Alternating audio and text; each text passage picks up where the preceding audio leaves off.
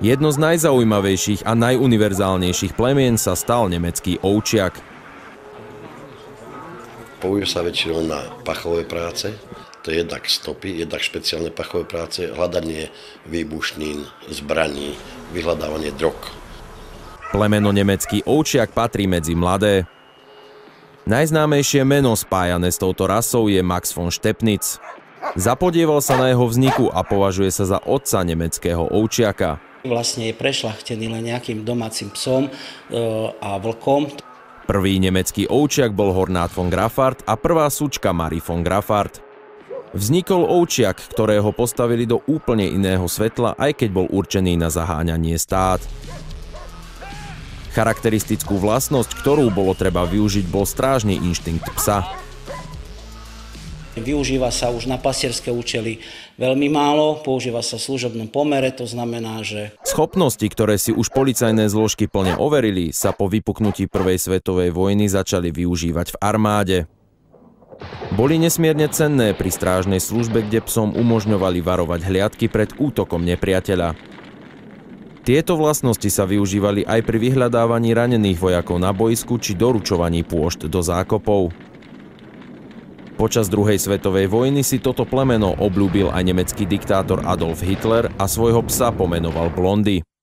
Do povedomia sa ale nemecký ovčiak dostal vďaka filmu Rin Tin Tin.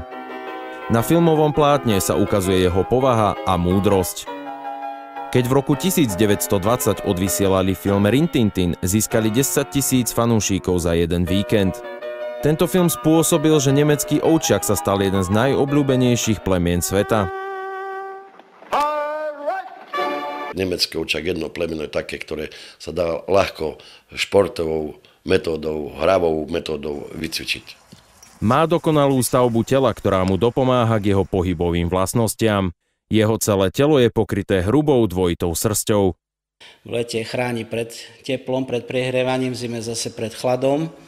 Typickou farbou psa je čierna s červenohnedými, hnedými, žltými a svetlosivými znakmi. Ale objavujú sa aj druhy celočierne. Existujú dokonca niektoré prípady nemeckého ovčiaka, ktoré boli celé biele. Toto plemeno má špicaté, výstražné, nahor postavené uši.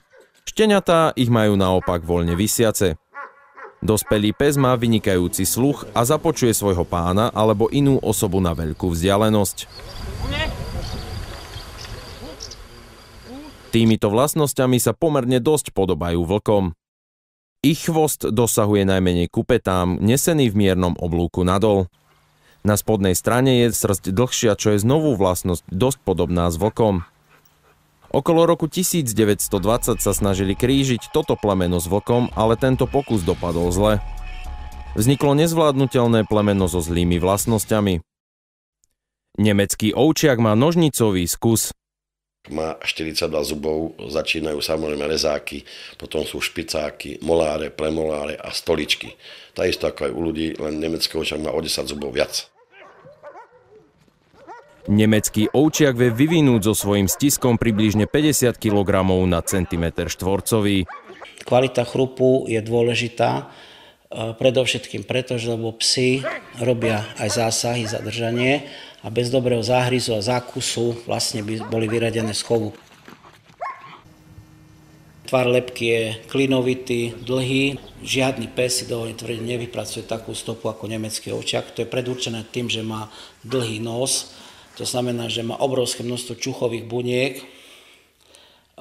To znamená, že čím je skrátenejší nos, tak tých čuchových buniek je menej a tá predispozícia na tú kvalitnú pachovú prácu je menšia. Nemecký ovčiak spĺňa svoje funkcie na plnej čiare, ale vo veľa prípadoch je pre mnohých rodinný miláčik. Nech už ho využijú na akúkoľvek prácu, nemecký ovčiak je stále veľkým pomocníkom. Tieto psi majú prednosti v tom, že sú ľahko učenlivé, dobre sú vo výcviku, veľa vydržia vo výcviku, verné sú a samozrejme na pachové práce, hlavne vyhľadávanie páchateľov. Keď vidíte policajta s obsom, že už každý človek má určitý rešpekt. Mal som osobne takého prípady, že boli bitky a tak ďalej a prišiel som tam s obsom a nebol problém toto vyriešiť. Toto plemeno nielen ako nemecké ovčie, aj ostatné plemená služobné plemená, väčšinou v momentálnej dobe sa tomu hovorí dysplázia klbov. Zvieratá, ktoré majú toto ochorenie a nedoporučujú sa do ďalšieho chovu, tak vlastne sa toto ochorenie eliminuje. Problémy v domácnosti s nemeckým ovčiakom môžem sám od seba povedať, že zatiaľ som nemal žiadne, ak sa človek o to stará, že to pravidelne češe, hej, teda stará sa o to zviera. Vlastne ten pes v podstate 2-krát ročne presrsťuje. To znamená, že v byte kto chová psa, tak vie, že tej srsti je tam stále dosť. Nemá problém s zmenou majiteľa. Samozrejme podľa toho, akú má povahu. Keď sa chová v domácnostiach, hlavne na sídliskách, tak veľmi čulo reaguje na okolie. U tohto plemena začíname s výcikom, dá sa povedať, od útleho veku šteniata. Teda hneď, poviem príklad, tých 6, 8, 10 týždňov treba šteniatko zvykať na obojok, potom na vôdzku, tzv. Vodítko. A všetko sa robí hravou formou, nič nie na silu. Samozrejme, ten pes, ako sa vyvíja, tak tento výcvik treba zdokonaľovať, treba prechádzať na inakšie podmienky, hej, na metódy, teda nielen pachové, ale obranný systém, obranné práce.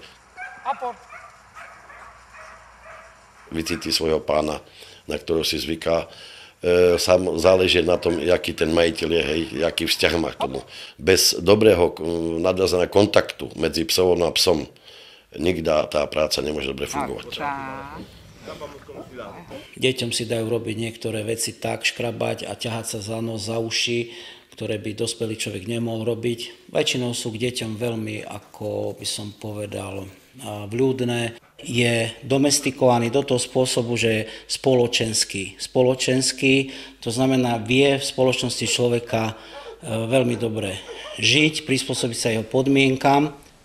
Záleží samozrejme na výcviku, na povahe psov a na rodinných príslušníkov, aby sa mu nerobilo zle, hej. Hlavne pri žládení netreba ho dráždiť, pretože došlo k prípadom, že pohrízení boli nielen psovod bol pohrízený, ale ostatní účastníci svojej rodiny, kde toto zviera, hlavne deti, hej, nevedeli niekedy dráždiť ho pri žrádle, nedali mu, alebo chceli mu zobrať žrádlo alebo kosť. A samozrejme takéto psa treba potom, jak sa povie, tlmiť. Nemecký ovčiak nie je len chápaný ako pes. U polícii je vďaka jeho kombinácii rýchlosti a sily, ktoré spoločne tvoria devastujúcu zbraň. Samozrejme, podľa výcviku, ako je určený, vie byť nebezpečný, vie útočiť, vie zadržať páchateľa, vie ozaj nepríjemne ľuďom uškodiť. No tak samozrejme zbraň je zbraň a pes je pes. Keď strelíte, tak veľmi dobre viete, že môže dojsť smrti.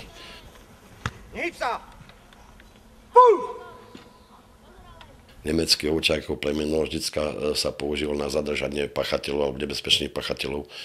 Taktiež ešte raz opakujem, taktiež ako zbraň, ale nie je to zbraň, ktorá zabíja.